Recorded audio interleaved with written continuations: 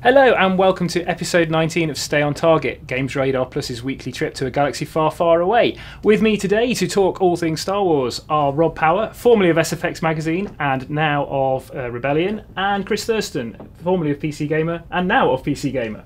I'm Richard Edwards, I'm the editor of SFX. Now, we're going to do a little bit of news first of all, but then we're going to talk about toys because Friday was Force Friday, Lucasfilm's big push on new Star Wars toys. But first, the news. Now, after we recorded last week, we got about 15 seconds of new Star Wars footage in a new Instagram clip, and it was actually pretty good, wasn't it? It was maybe 10-15 seconds long, but I probably spent about 5 minutes watching it. Well, it did loop around conveniently. Yeah, I think I had that thing on loop for for most of the rest of that working day when I finally calmed down. It's good stuff. So yeah, we got a little bit of the First Order's that famous photo already, the First Order sort of gathering, hanging out, having their given to continue this Nazi analogy, their big Nuremberg thing that they're doing on a snowy planet which may or may not be Hoth. It'd be weird if they hid on Hoth.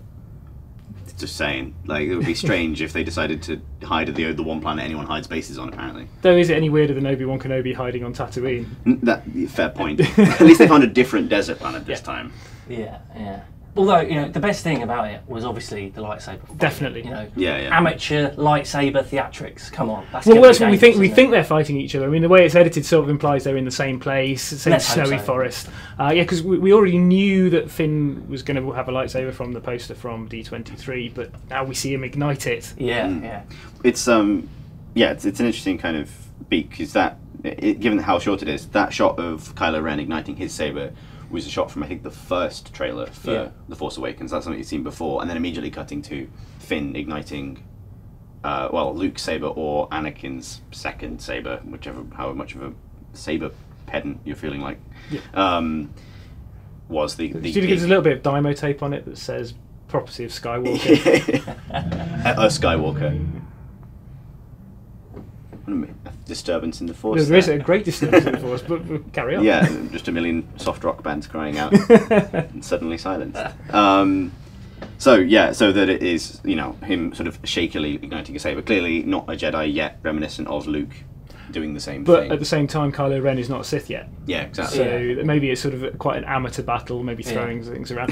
What I like best about it was the noise that Kylo Ren's saber makes. It's kind of wild, isn't it? Yeah, does it? I mean, we've already seen the pictures of it where it kind of has a little bit of wiring coming out because he's made it himself. It looks great. Rubbish, but it's brilliant. Great.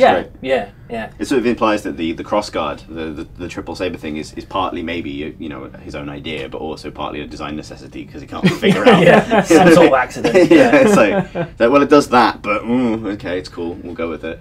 So, J.J. Abrams has already hinted there's going to be a trailer in the autumn, so I would imagine that this might be a little hint from it. But yeah, that seems likely. We should also, in praise of that music cue, because the whole thing is to the Imperial March to, further reinforce. Now rebranded the First Order March. Yeah, indeed. But having those, I guess, 3 saber ignitions, because the 2 parts of Kylo Ren's saber and then Finn's match up to the beat of that was that's just ambrosia for Star Wars nerds. Yeah, absolutely. Really. I really hope that it is them fighting. I really hope they have a scrap because I don't want measured, elderly, professional types. Doing good sword moves. I want to see 2 wild young people who don't know what they're doing at all. Incredibly dangerous, going at each other. It'd be brilliant. It'd be nice to see something like that because the 2 paradigms for Star Wars fights at the moment are 2 old people fighting Vader and Obi-Wan, or incredibly acrobatic, very CGI heavy, trained Jedi that have been doing this for ages. I'd like to see them go to somewhere in the middle where it's actually quite vicious, because that seems like the implication, given how scared Finn looks. Yeah, he doesn't look happy. There is also a shot of Rey in there, but it's kind of looking at something off screen.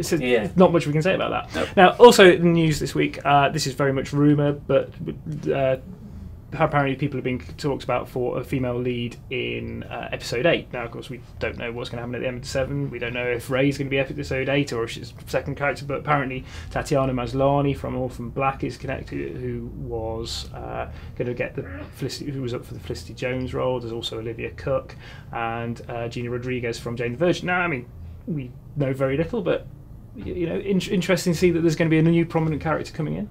They've also said, I think, that there's going to be a new villain in episode 8, so it looks like it's not just going to be the same characters carrying on through.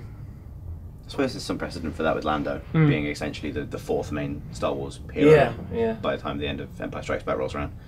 So, but yeah, there's so little maybe to say about what that means overall. Speculation. It's so tough. Give us detail. Or do we really want to do details? Yes, Rich. Yes, we do. Spoil it all of the details. Lay it out point by point. Yeah. Okay, now we're going to move on to talk about some of the toys. There's been an awakening.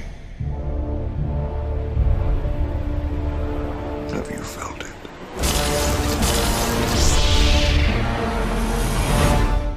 Friday was Force Friday, Lucasfilm's big marketing push on new toys, and there was also an unboxing the day before where various people over the world were given new Star Wars toys to unveil on screen on YouTube.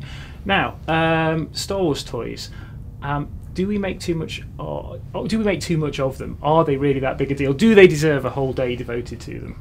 Yes, of course they do. Yes, absolutely. Come on. I mean, to be fair, I think the main toy that you want to get excited about are the little figures. You know, the proper little figures. They're the ones that I want to see. Them and lightsabers. All the lightsabers, all of the time. Give me lightsabers. They're great. But I want ones that aren't gonna just flop the second you hit something else with it. You know, it's got to be good. But you know, there's so much stuff around that it's kind of difficult to pick out the things to get really excited about, which is why I personally always want the little guys. I want to see those guys. They're the original ones. They're the ones everybody had kicking around their house when they were kids. So you know, for me, that's the one to get excited about. But I think yes, get excited. Definitely, I'm excited. Everyone should be excited. I'm personally not. It's never been part of the Star Wars experience for me, but I understand that it's a huge. Because I read the books and watched the cartoons and stuff, but and played the games, but it's such a huge part of the fandom. Like Star Wars toys are a consistently the thing that people invest a huge amount of money into kind of developing these collections over time. So I definitely see why it has its own day, why it's being showcased to this extent, because this is essentially, you know, the next couple of years of somebody's collecting life, basically, for a lot of people who've invested a lot of time in Star Wars, as much as anybody whose investment takes another form. So I'm not excited, but I respect the excitement of people who are. Hey, do you know what? I'm just happy that I'm old enough to have a little bit of disposable income that I can afford to get some cool stuff. Wouldn't that be nice? Okay, so I mean, on Force Friday, the new stuff we had. Interestingly, I think the biggest new thing in a way was this blade builder, which gives kids the chance to build their own lightsabers. You can do spinny things and have different colours. I mean, that's fun, isn't it? Sort of Swiss Army lightsaber type deal. I haven't actually seen this yet. When you see building their own lightsaber, what form does that? So basically, you have little bits of hilt, you have little bits of blade, and you can put them all together. You can make a little thing like the Inquisitor has in Star Wars Rebels, a spinny thing. So you're not limited by the lightsabers that you would buy in the shops, and you've already seen. You can. It's kind of like a mix between Lego and. Who'd put Lego and Star Wars together? I mean, but still not the daydream of the actual working lightsaber that. I don't think we're going to be giving those to kids. Right. That yeah, no. Let's see what happens when Kylo Ren has one. Yeah, exactly. Yeah, you know, that's what happens when they have forced to build their own. I mean, yeah, exactly. I mean, the interesting thing though with the figures now is almost like they'll become one of our primary news sources. I mean, like we see Kylo Ren's, sorry, not Kylo Ren, Poe Dameron's X-wing, and it's got BB-8 in the back, and that becomes news in itself. Yeah. I mean, so. Is that one of the reasons that Star Wars toys are actually bigger a deal than others for other franchises? Perhaps. I mean, it's I can't really think of another series where substantial reveals come out through the medium of like little 6-inch plastic models. And maybe that's because Star Wars is assessed in such a level of detail that the placement of a robot in a spaceship is a huge deal to people who care. Well, that's it, isn't it? This time around, it's all every time around, obviously, but specifically with Force Awakens, it's all so intense and everything's getting poured over so much that everyone's going to pull apart toys and that. But they, like you said, like we're still pretty long way out from the films to be getting the toy releases and things like that. For a normal film release, this just wouldn't happen. So it's obviously all tied up in it, but it's just very exciting. It also seems that it's very much all linked together. So all the characters we're seeing in toy are things we already knew about. So, for example, I don't think we're going to be seeing Maz Kanata, the Lupita Nyong'o character, who hasn't been revealed at all, unless they've released a sort of special figure that's just her with dots on her face. Yeah, or something leaks, which Which, fingers crossed. It always does. It always does. It's interesting, I suppose. One of the things I do like about the toys they've shown so far is there doesn't appear to be anything, and admittedly they are, they're not revealing everything. There's nothing that sort of seems to have that air of having been designed with the toy in mind, which was one of my big issues with the design of vehicles and characters in the prequels, where you could almost see when they rolled out onto the screen, like the Trade Federation droids and their battle tanks and stuff, you can almost see the opposable action figure before it happens. Whereas this stuff does feel like, sure, there's an X-wing and BB-8 goes in the back, but that wasn't a merchandising consideration. That's a fully believable part of the story, because there was definitely a point in Star Wars. That's often the toys first. It's often the criticism of stuff like Return of the Jedi, which is a film I love, but that has that kind of like here are the characters that are going to. Because obviously, when the first films were made, the notion that this would be the biggest toy phenomenon as well as one of the biggest film phenomenon, hard to say. Turns out, simply wasn't the case, and it's become the case, and now it's the integral, intractable part of Star Wars as a whole, which is interesting. But I'd like the bit of separation between church and state in the designs that go into the films themselves. I mean, do they go too far with the merchandising? Do we really want to see Star Wars on everything?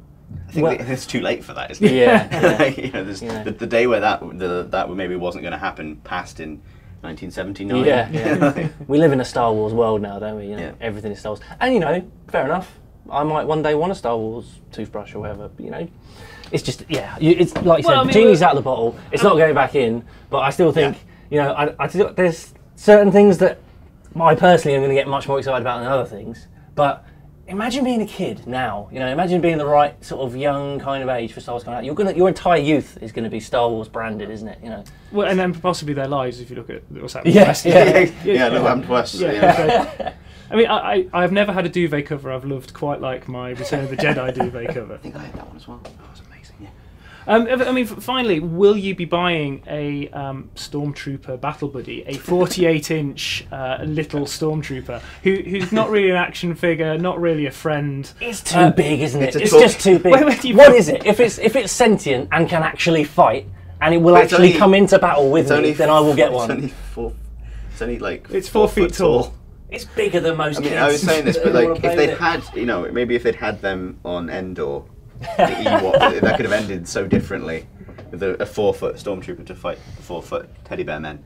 I think the only way to own one of them is to defiantly own one, in that you sort of have one in your living room and people will come around, partners, parents, that kind of thing, and say, "What's that?" And you'll say, "It's a 4-foot Stormtrooper," and refuse to answer any further questions on the matter. Like, well, it's just my 4-foot Stormtrooper. We don't even mention the 4 foot. It's a Stormtrooper. We just tell people it's really far away. It feels like a Spinal Tap style mistake. It does. It's the tiny Stonehenge of Stormtroopers. Order 100,000 of those. That's fine. Didn't read the email properly. What's that? There was another one. There was a big Kylo Ren as well, wasn't there? Yeah, he's not quite as big though. He's only quite 31 inches. I mean, still too big. Yeah, they're still too big. Then you say, and also he's really scared of that Stormtrooper.